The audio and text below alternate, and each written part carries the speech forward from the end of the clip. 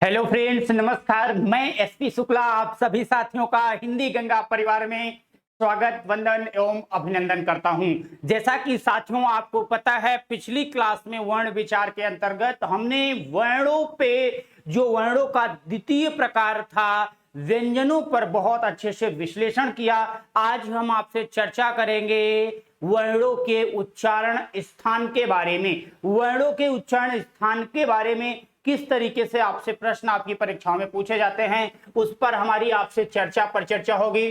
तो हेडिंग डाल लीजिए साथियों, वर्णों का उच्चारण स्थान। वर्णों का उच्चारण स्थान, किस तरीके से वर्णों का उच्चारण स्थान किया जाता है। देखिए, वर्णों का उच्चारण कहने का मीन्स क्या है साथियों, जब भी हम कोई भी शब्द, कोई भी वाक्य, कोई भी वर्ण, कोई भी अक्षर या कोई भी ध्वनि बोलने का प्रयास करते हैं तो हमारी मुख वागेंद्रियां जो हैं कहीं ना कहीं किसी ना किसी भाग को स्पर्श करके मुख से बाहर निकलती हैं। तो बस वही पार्ट जहां से वह स्पर्श करके आती हैं। स्पर्श करने का मतलब क्या है, जिस स्थान को वह छू करके आती हैं वही उच्चारण स्थान कहलाता है। जैसे मैं आपसे सिंपली बात करूं वर्णों के उच्चारण स्थान के बारे में, तो सबसे पहले तो आप ऐसे समझ जाइए, जैसे आप देखिए एक फिगर के माध्यम से आपको मैं समझाना चाहूंगा। देखिए, फिगर ही तो नहीं बन पाता साथियों। देखिए, आइए एक फिगर बनाते हैं, एक फिगर बनाते हैं।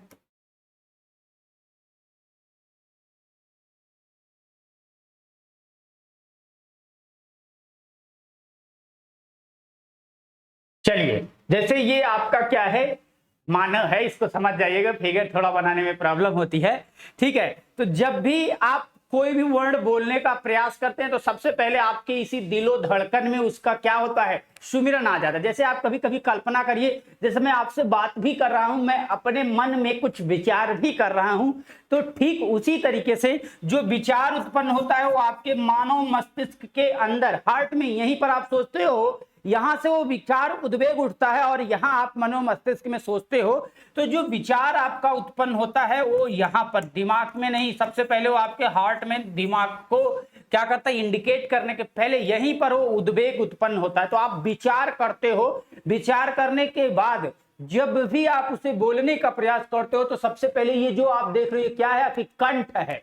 ये अंदर आप देखोगे ये क्या है, ये आपकी कंठ है। ये आपका क्या है साथियों, ये आपका कंठ है। एक सेकंड साथियों, देखिए, तो आपके क्या है, इसी कंठ में उद्वेग उत्पन्न होता है। ये जो कंठ है, ये वाला भाग जो है आपका कंठ है, तो सबसे पहले वर्ण कहां आता है, आपके कंठ में आता है। सबसे पहले आपका कुछ भी बोलने का प्रयास करते हो तो सबसे पहले कहां आता है, कंठ में आता है, यानी इस नली में आपके आती है। अब देखो, कंठ में आने के बाद जब ये निकलती है ललरी, ये जिसको आप कहते हो काकल, काकल ध्वनि आपसे पूछा जाता है परीक्षा में कभी कभी, तो यहां से निकलने के बाद वो ऊपर जाती है और ऊपर टकराती है किससे, इस भाग से। इस भाग से कहने का मतलब क्या है, ये तलुआ, तालू से टकराती है। यानी दूसरी बार जो इसका जो है वर्ण या अक्षर जो भी ध्वनि निकलती है कंठ के बाद कहां जाती है, तलुआ के बाद। तलुआ से जब टकरा के निकल आगे बढ़ती है तो आपके मसूड़ों से टकराती है। ये यहाँ पर आपके मसूड़े हैं, तो तीसरा भाग इसका किससे टकराता है, मसूड़ा से। अब मसूड़ा कहने का मतलब क्या है, ये मूर्धा से टकराता है, मूर्धा से टकराता है। मूर्धा से टकराने के बाद अब आप देखोगे कि वो आपके कहां से टकराएगा, दांतों से टकराएगा। मूर्धा के नीचे जाएगा तो दांतों से टकराएगा, दंत से टकराएगा, और अंतिम में क्या होगा, ओठों को स्पर्श करते हुए, ओठों को स्पर्श करते हुए आवाज आपकी क्या होती है, बाहर आ जाती है। तो वर्णों का जो उच्चारण स्थान या उच्चारण क्रम होता है इसी आधार पर लगाया जाता है। आप देख भी सकते हैं कि सबसे पहले कहां आती है आवाज, कंठ में आती है। कंठ के बाद कहां आती है, तालू में आती है। तालू के बाद कहां आती है साथियों, मूर्धा में आती है। तालू के बाद मूर्धा में, और मूर्धा के बाद आपने देखा दंत में, और दंत के बाद जो है आवाज कहां आती है, ओष्ठों से टकरा करके बाहर आ जाती है। ओष्ठ, बस पहले आप सीखते हुए चलो, एक एक पॉइंट टू पॉइंट बहुत अच्छे से सीखेंगे। सबसे पहले कंठ से, कंठ के बाद तालु से, तालु के बाद मूर्धा से, मूर्धा के बाद दंत से, दंत के बाद ओष्ठ से। इसको याद करने का ट्रिक है, कंठ का मतलब आप याद कर सकते हो के, तालु का मतलब टी, मूर्धा का मतलब एम, दंत का मतलब डी और ओष्ठ का मतलब ओ। तो इसको याद करने का एक ट्रिक भी बना सकते हो, केटीएम 2, केटीएम 2 यानी कंठ, तालु, मूर्धा, दंत और ओष्ठ। बहरहाल इसको बहुत याद करने की आवश्यकता नहीं है, क्योंकि हम इस तरीके से आपके बीच में विश्लेषण करेंगे कि चीजें आपको भूलेंगे ही नहीं। अब देखिए, जब कंठ की बात आती है तो हम वर्णों के उच्चारण स्थान की बात करें, पहले हम स्वरों का, स्वरों में आपने देखा स्वरों की संख्या कितनी होती है, 11। तो स्वरों में छोटा आ और बड़ा आ को देखो, पहले हम स्वरों को रखते हैं, छोटा आ और बड़ा आ को इसमें रख दो। छोटा आ बड़ा आ का उच्चारण स्थान क्या हो गया, कंठ। चलो तालु की बात करो, तालु में क्या रख दोगे आप, छोटी ई और बड़ी ई तालु में रख दो। फिर नीचे आगे बढ़ो, मूर्धा में तो आ ई उ। अब उ के पहले आपका री आता है, तो इस मूर्धा में आप क्या करो साथियों, री रख दीजिए। और उसके बाद दंत में, क्योंकि हिंदी में ली का प्रयोग नहीं होता, संस्कृत में ली भी होती है, जानने के लिए आप जानिए, बाकी आपको हिंदी में इसका प्रयोग नहीं मिलता है। और फिर आपका आ जाता है उ, ये आपका क्या हो गया, स्वर हो गए। आगे के जो स्वर हैं उन पर मैं चर्चा करूंगा। पहले आप देखो, छोटा आ बड़ा आ, कंठ से छोटी ई बड़ी ई, तालु से री, मूर्धा से ली, दंत से छोटा उ बड़ा उ कहां से होता है, ओष्ठ से, यानी इसका उच्चारण स्थान ओष्ठ से होता है। ये स्वरों का उच्चारण स्थान है। आगे बचे हुए पे मैं अभी आपसे चर्चा करूंगा। तो अब देखो, जब व्यंजन की बात करते हैं, जैसे इसमें पहले के 2 अक्षर रख दिए, तो इसी में व्यंजन का पहला वर्ग कौन सा होता है, क वर्ग होता है। तो इसके अंतर्गत आप रख दीजिए क वर्ग। क वर्ग का उच्चारण स्थान क्या हो जाएगा, कंठ से।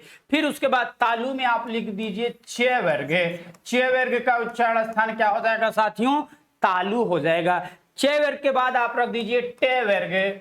ट वर्ग, ट वर्ग के अंतर्गत आपका हो जाएगा मूर्धा। फिर इसके बाद आपका आता है ट वर्ग। ट वर्ग में हो जाएगा आपका दंत। फिर आपका आता है ओष्ठ। ओष्ठ में लिख दीजिए आपका त वर्ग। फिर उसके बाद क्या होता है आपका पे वर्ग होता है। तो ये आपने वर्ग देखा। अब देखिए, कुछ बचे हुए अक्षर हैं, उनको भी लिख देते हैं। अकुह विसर्जनीय नाम कंठा। आगे चल के अभी हम सूत्र आपको सूत्र पे भी दिखाएंगे, सूत्र भी आपको पढ़ाएंगे। सूत्र वैसे संस्कृत में प्रयोग करते हैं विद्वानगण, लेकिन आपको हम यहाँ पर सिखाते हुए चलेंगे। तो इसी में अकुह विसर्जनीय नाम कंठा। अब विसर्ग और हा, विसर्ग का मतलब क्या होता है, आहा, और उसके बाद हा का मतलब आप हा समझते हैं, हा हो गया। अब देखो हा हो गया। अब जब तालु में बात करते हैं, इचु यसा नाम तालु, य और से, यह कौन सा, ये वाला या। अब आप ऐसे समझिए, ये और ये हो गया आपका सिटी वाला से, ये से। या का उच्चारण स्थान तालु, सा का उच्चारण स्थान क्या होता है, तालु। फिर आप देखेंगे ऋतु रसाणाम मूर्धा, रे और से कौन सा से, खटकोड़ वाला से, यहां हो गया। फिर लीतु लसा नाम, ल से सरौता वाला सा हो गया, लितु लसा नाम दंता, और उपु पद्मानिया नाम ओष्ठ। बहुत ध्यान से पकड़ना, एक एक प्रश्नों को बारीकी से सिखाएंगे साथियों। देखिए, आपका अकुह विसर्जनीय नाम कंठा, इचु यसा नाम तालु, ऋतु रसा नाम मूर्धा, लितु लसा नाम दंता, उपु पद्मानिया नाम ओष्ठव हो गया। यहां तक चीजें क्लियर हैं। अब आपके मन में आ रहा होगा कि कुछ बच रहे हैं, इनको याद करने का एक ट्रिक समझो आप।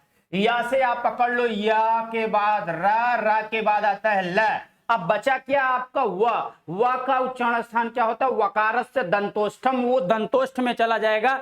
तो आप लिख लीजिए, छठा लिख लीजिए साथियों, दंतोष्ठ। दंतोष्ठ वर्ण, दंतोष्ठ। वा का उच्चारण स्थान क्या हो जाएगा, दंतोष्ठ हो जाएगी। देखो बहुत ध्यान से पकड़ना, या र ल, वा कहां चला गया, दंतोष्ठ पे। फिर यहां से देखो आप, से और हा आपका ये ऊपर चला गया, तो से खे से है हो गया पूरा, और ये उपपद्यमानिया नाम ओष्ठ हो गया, उ तक हो गया। अब इसमें स्वर बचे कौन कौन से, ए आई ओ और औ, ये बचा है, और उसी के बाद आपका अन बचा हुआ है। ठीक है, तो देखो अन जो होता है ये नासिक के वर्ण है, अनुस्वार से नासिक के। अनुस्वार वर्ण क्या होता है, नासिक के वर्ण होता है, नासिका से उसका उच्चारण स्थान किया जाता है। तो आप चाहो तो लिख लीजिए अनुस्वार से, अनुस्वार इसको ऐसे लिखिए, डायरेक्ट लिखिए नासिका। नासिका, नासिका से क्या हो गया आपका अन्न आ जाता है, अन्न का उच्चारण स्थान नासिका होता है। और कहीं कहीं आपको ऐसे प्रश्न देखने को मिलेंगे जैसे आपका अंगा हो गया, इया हो गया, अड़ा हो गया, माँ हो गया, ना हो गया, ऐसे वर्ण आपसे पूछ लिए जाते हैं, इनका उच्चारण स्थान बताइए। और संजोग से उस प्रश्न में आपको दो दो ऑप्शन मिल जाएंगे। जैसे मैं आपसे कहूं कि अंगा का उच्चारण स्थान बताइए, अंगा का उच्चारण स्थान बताइए, ऑप्शन में आपको दे दिया जाए, ऑप्शन ए दे दिया जाए नासिका, ऑप्शन बी दे दिया जाए आपको कंठ। अब जरा बताइए आप लोग कि इसमें इस प्रश्न का सही जवाब क्या होगा। अब आप लोग बताइए इस प्रश्न का जवाब क्या होगा। अंगा का उच्चारण स्थान, जैसे ही यह प्रश्न आएगा तो विद्वानों में, आप में कंफ्यूजन क्रिएट हो जाएगा। आप कहेंगे यार गुरुजी अभी तो पढ़ा कि कंठ से होता है अंगा का उच्चारण स्थान, अभी यहां पर देखो क वर्ग में आ जाता है अंगा भी। अच्छा, और आगे चल करके पढ़ाऊंगा एमगणना नाम नासिका चा, एमगणना नाम च नासिका। अब अंगा, इया, अड़ा, मा, ना, ये इनका उच्चारण स्थान नासिका भी होता है, यानी है तो दोनों सही, नासिका भी कंठ भी। लेकिन मल्टीपल टाइप के क्वेश्चन में एक ही ऑप्शन सही करने होते हैं। तब ऐसी सिचुएशन में जब आपको दोनों ऑप्शन दिया होगा तो सबसे ज्यादा जिस ऑप्शन को प्रेफर करेंगे वो आपका ऑप्शन ए हो जाएगा, नासिका। अंगा का उच्चारण स्थान क्या हो जाएगा, नासिका हो जाएगा। अब वहां पर कंठ नहीं होगा। समझ में आया कि नहीं मेरे साथियों? अगर आपको समझ में आया तो एक बार सभी थंब का निशान दें। आइए, हम बात कर रहे थे नासिका में, तो इसी में आपका आ जाएगा अंगा, इया, आड़ा, मा और ना। इसका उच्चारण स्थान क्या हो जाएगा साथियों, नासिका हो जाएगा। अब देखिए, अब आपके बच्चे कौन कौन से, ए, आई, ओ और औ। अगर मैं बात करूं ए की, स्वरों का वर्गीकरण कराते वक्त मैंने आपको बताया था कि ए बनता कैसे है। आ प्लस ई के योग से ए बनता है, आ प्लस ई के योग से ए बनता है। आ का उच्चारण स्थान क्या होता है, कंठ होता है। ई का उच्चारण स्थान तालु होता है। अब जरा आप ही बताओ, कंठ और तालु मिलेगा, कंठ और तालु मिलेगा तो क्या बन जाएगा साथियों, कंठ तालु। कंठ तालु, या इसी को क्या कहा जाता है, कंठ तालव्य। तो ए दैतो कंठोष्ठ, ए दैतो कंठ तालु, ये क्या होते हैं, इनका उच्चारण स्थान क्या होता है, कंठ तालु होता है। तो इसको भी लिख लेते हैं, आइए लिख लीजिए, कंठ तालु।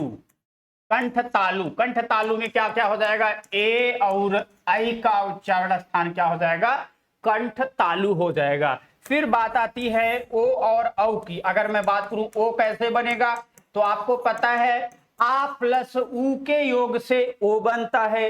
आ का उच्चारण स्थान अभी अभी पढ़ा कि कंठ होता है। ऊ का उच्चारण स्थान अभी अभी पढ़ा ओष्ठ होता है।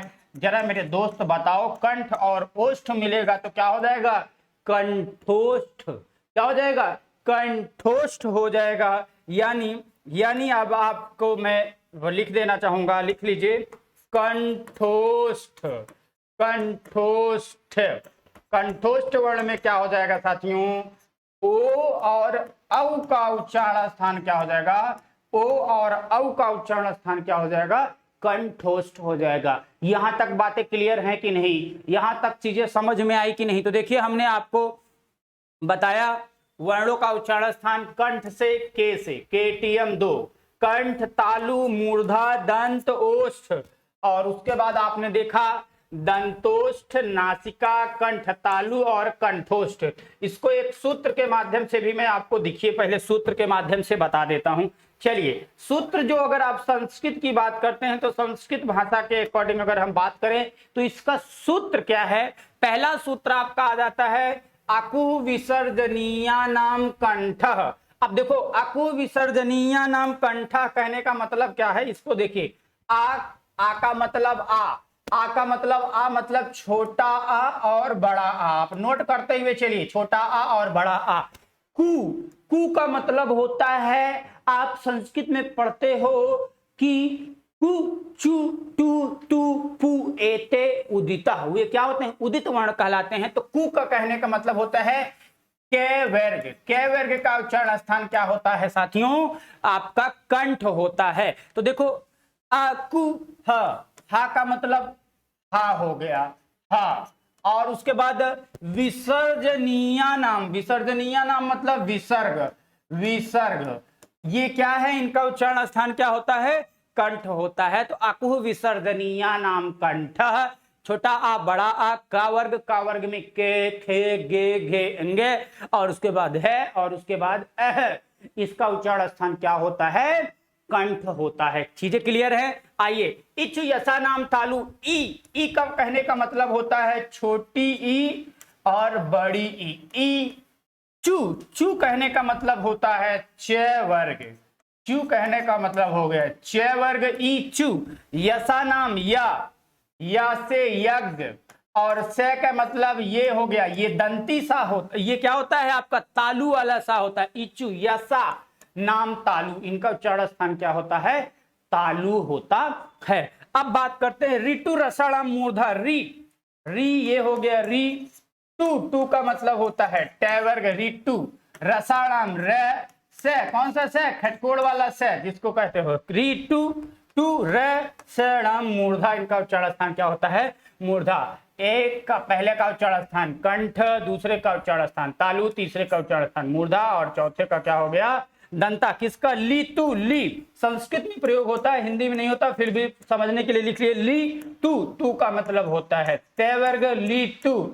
लसा नाम ल, और स का मतलब सरौता वाला से, लीतु लसा नाम दंतः, इनका उच्चारण स्थान क्या होता है साथियों? दंतः होता है। आइए आगे बढ़ते हुए चलिए, देखिए इसका पूरा नोट्स आप जो है हम हिंदी गंगा के टेलीग्राम चैनल से आप ज्वाइन करके पूरा संपूर्ण नोट्स आप डाउनलोड कर सकते हैं, या फिर आप एसपी शुक्ला एजुकेट के ऐप से या हिंदी गंगा के ऐप से आप चीजों को बहुत अच्छे से पूरा कंप्लीट नोट, जितना अच्छे से आप पढ़ रहे हो इससे भी 10 गुना अधिक अच्छे से आपको रिटेन में नोट्स प्रोवाइड किया जा रहा है। तो आप लोग जरूर एक बार एक चैप्टर का कोई नोट्स डाउनलोड करिए एसपी शुक्ला एजुकेट का, तब जाके आप पाएंगे रियल में, वास्तविकता में आप पाएंगे कि जितना अच्छा पढ़ाते हैं उससे 10 गुना अच्छा हम आपके बीच में कंटेंट परोसते भी हैं। आप यकीन नहीं होता तो आप स्कॉलिंग में चल रहे नंबरों पर आप मैसेज करके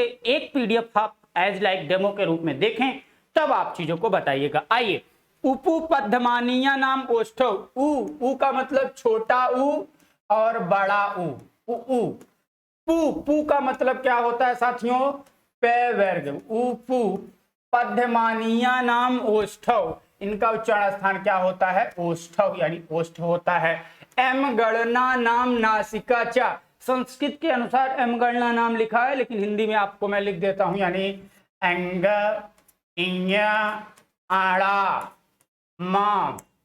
देखिए कावर का अंतिम अक्षर अंगा, चावर का अंतिम अक्षर इया, टावर का अंतिम अक्षर अड़ा, तावर का अंतिम अक्षर त थ द ध न, और पैवर का अंतिम अक्षर क्या होता है? प फ ब भ म। तो देखिए एम गणना नाम च नासिका, इनका उच्चारण स्थान नासिका होता है। ए दैतो यानी ए और आई, इनका उच्चारण स्थान कंठ तालु होता है। ओ दौतो यानी ये ओ और औ, ये दोनों क्या हैं? ओ और औ ये दोनों क्या हैं? कंठोष्ठम यानी कंठ। वकारस से दंतोष्ठम, वकारस का मतलब वा का उच्चारण स्थान क्या होता है साथियों? दंतोष्ठ होता है। और लिखा है नासिका अनुस्वारस से, यानी नासिका यानी अन जो होता है इसका उच्चारण स्थान क्या होता है? अनुस्वारस से। नासिका अनुस्वारस यानी ये नासिका से इसका होता है, यानी ये अनुस्वार वर्ण का उच्चारण स्थान नासिका होती है। अब जैसे इसको आप देखिए एक छोटे से फॉर्म में मैं लिख देता हूं, आप स्क्रीनशॉट लेना चाहे तो आप स्क्रीनशॉट भी ले सकते हैं। वैसे आपको मिलेगा पूरा नोट्स, बहुत ज्यादा आपको करने की जरूरत नहीं है, फिर भी आप लेना चाहें तो ले सकते हैं। देखिए ये ले लीजिए, मैं थोड़ा सा सही से कर देता हूँ, स्क्रीनशॉट आप ले लीजिए। देखिए वर्णों का उच्चारण स्थान आपने देखा, वर्णों का उच्चारण स्थान जो कि आपकी परीक्षा में बहुत ही महत्वपूर्ण प्रश्न पूछा जाता है, इसका बहुत बड़ा रोल है साथियों। तो ये आपने देखा, अब इसको मैं लिख देता हूं। पहला पहले का उच्चारण स्थान क्या हो गया? कंठ। चलिए लिख लीजिए, पहले का उच्चारण स्थान कंठ, और उसके बाद इचु यसा नाम तालु, तालु, और उसके बाद ऋतु रसाणाम मूर्धा, मूर्धा, और उसके बाद आपने देखा लितु लसानाम दंता, दंत, और उसके बाद आपने देखा उपपद्यमानीय नाम ओष्ठव, ओष्ठ, और उसके बाद आपने देखा एमगणना नाम नासिका च यानी नासिका, नासिका, और उसके बाद आप देख रहे हैं एदैतो कंठ तालु, कंठ तालु, और उसके बाद आप देख रहे हैं उदौतो कंठोष्ठम, कंठोष्ठम यानी कंठोष्ठ, कंठोष्ठ लिखिए। वकारस दंतोष्ठम यानी दंतोष्ठ लिखिए, दंतोष्ठ, और नासिका अनुस्वारस यानी ये भी कहाँ चली गई? आपकी नासिका में ही चली गई। इतनी बातें समझ में आई कि नहीं? याद करने का ट्रिक क्या है आपको मैंने बताया हुआ था, उस तरीके से आप ट्रिक का भी प्रयोग कर सकते हैं। KTM2, KTM गाड़ी का नाम है, आप गाड़ी के नाम से भी याद कर सकते हो। KTM2 कंठ तालु मूर्धा दंत ओष्ठ, और उसके बाद नासिका कंठ तालु कंठोष्ठ दंतोष्ठ नासिका। ये तो सिंपल सी बात रही। कभी कभी एक प्रश्न आपकी परीक्षाओं में इस तरीके से देखने को मिलता है। चलिए आपके लिए प्रश्न है, जवाब दीजिए। हा का उच्चारण स्थान, हा का उच्चारण स्थान है, चलिए बताइए। हा का उच्चारण स्थान है। अब देखिए ये प्रश्न बहुत सारे बच्चे गलत कर देंगे, अभी आपके सामने ही गलत करेंगे। कंठ बी हो गया, अलजिह्वा और सी हो गया ओष्ठ, और डी हो गया नासिका। चलिए बताइए, इस प्रश्न का जवाब दीजिए। हा का उच्चारण स्थान आपसे पूछा जाता है, जल्दी से कमेंट करिए, फिर भी मैं इसको एक बार और अच्छे से आपको रिवीजन करा देता हूं, एक एक अक्षर आपके जहन में उतार देता हूं। चलिए इसको रिवीजन करते हैं, बहुत अच्छे से रिवीजन करते हैं। आइए देखिए, अकु विसर्जनीय नाम कंठा, छोटा आ बड़ा आ का वर्ग कहने का मतलब होता है क ख ग घ अंग, हा और आहा, इसका उच्चारण स्थान क्या होता है साथियों? कंठ होता है। छोटा आ बड़ा आ का वर्ग यानी क ख ग घ अंगा, और आपका आहा यानी विसर्ग, और आहा ये क्या है? आपका उच्चारण स्थान, इसका कंठ होता है। देखिए तालु पे देखिए, छोटी ई बड़ी ई, च वर्ग यानी च छ ज झ या से, जो कंफ्यूजन होता है या और से में होता है। या का उच्चारण स्थान तालु होता है, सीटी वाले सा का उच्चारण स्थान तालु होता है। सीटी वाले सा को बड़ा सा भी कहा जाता है। से खे से में कभी कभी अंतर पूछा जाता है, तो देखो ये से खे से में यही अंतर है। ये से आपका तालु है, ये खे वाला से जो है आपका मूर्धा है, और ये आपका स जो है ये आपका दंती है यानी दंत है। तीनों सा में यही अंतर है, सीटी वाला सा तालु, खटकोड़ वाला सा मूर्धा, और सरौता वाला सा दंती है, यही तीनों में अंतर भी है। तो देखिए इच यसा नाम तालु, छोटी ई बड़ी ई, च वर्ग या और सा का उच्चारण स्थान तालु होता है। फिर ऋतु रसाणाम मूर्धा, री से ऋषि, टे वर्ग टे ठे डे ढे अड़े रे, और खटकोड़ वाला से, इनका उच्चारण स्थान क्या होता है साथियों? मूर्धा होता है। क्या होता है? मूर्धा होता है। फिर देखिए लितु लसा नाम दंता, ली हिंदी में नहीं प्रयोग होता है। तय वर्ग यानी ते थे दे धे ने, ले और से का उच्चारण स्थान जो होता है वो क्या होता है? दंत से होता है, यानी इसका उच्चारण स्थान दांत से होता है। फिर उसके बाद बात करेंगे उपपद्यमानीय नाम ओष्ठ, यानी छोटा ऊ और बड़ा ऊ, छोटा ऊ बड़ा ऊ।